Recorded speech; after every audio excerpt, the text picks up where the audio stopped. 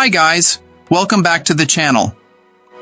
I know so many of you over on TikTok have been blowing up the comments asking for this, so today we're finally doing some customer reviews analysis for it.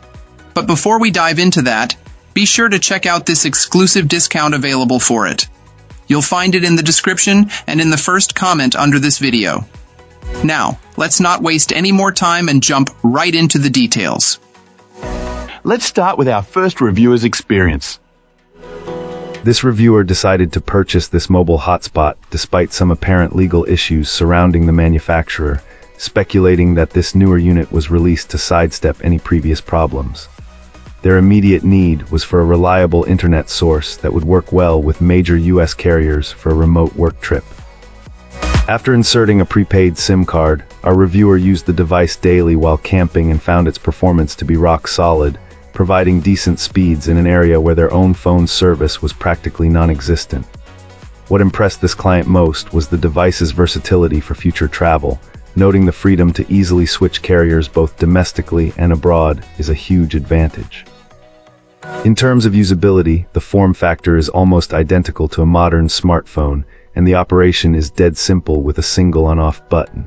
The initial setup was incredibly straightforward, requiring only a password configuration without any need to download an app or create an account. Another standout feature was the exceptional Wi-Fi range.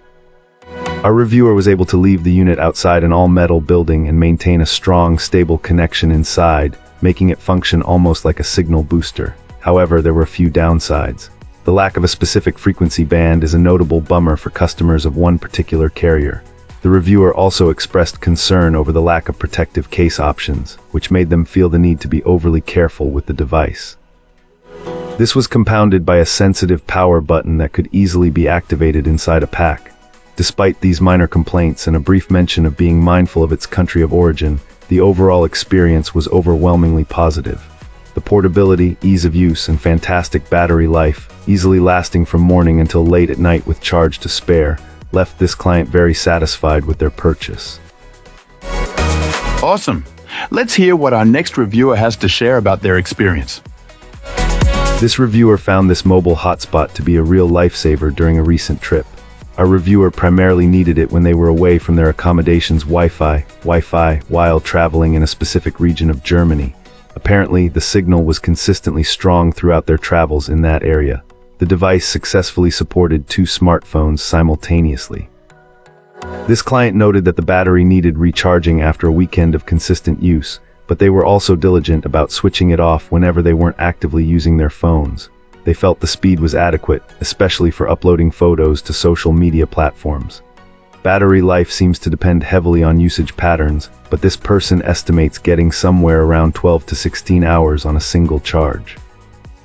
However, our reviewer mentions that checking the battery level can be a bit unintuitive.